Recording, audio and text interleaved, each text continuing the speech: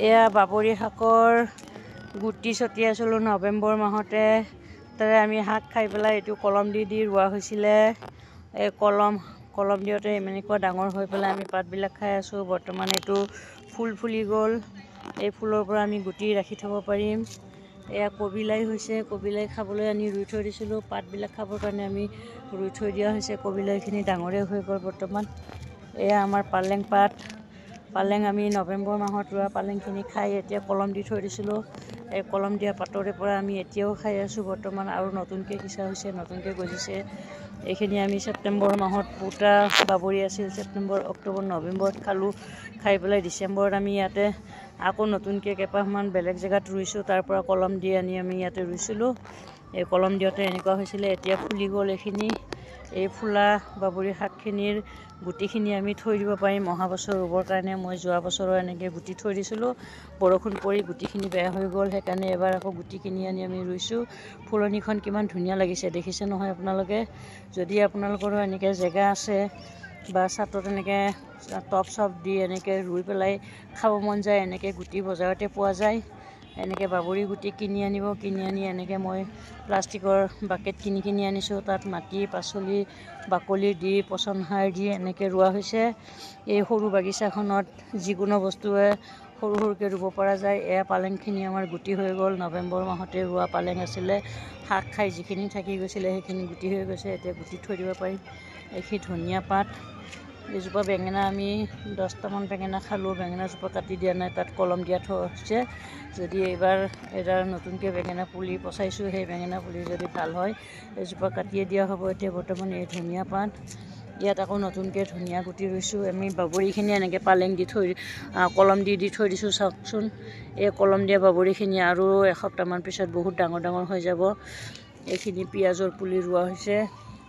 এইখিনি আমাৰ পালেং ৰুইছিলোঁ। এই পালেংখিনি ইয়াৰ পৰা উঠাই নি আমি কলম দিয়া হয়। কলম দিলে বহুত ডাঙৰ হৈ যায়। পাতবিলাক বহুত ডাঙৰ ডাঙৰ হৈছে। এপাহ পাতে 4-5 পাতমান পাত ল'লাই আমাৰ 1000 তৰকাৰী হৈ যায়। এইখিনি বাবৰি ফুলি গ'ল। আজি মই সেইখিনি উঠাইছোঁ কিছুমান। এনেকৈ উঠাই লৈছোঁ। তাৰ পৰা পাত ছিঙি আমি খোৱা হ'ব।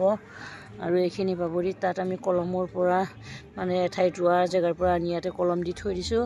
আৰু 2 সপ্তাহমান পিছত এইখিনি বহুত ডাঙৰ হৈ যাব। এইখিনি কালি পালেংখিনি কলম দিয়া হৈছে। এইজোপা আমাৰ বিলাহী ফুলি আছে। বিলাহী বৰ্তমান এতিয়া লগা নাই। এইজোপা বিলাহী লাগি আছে বৰ্তমান।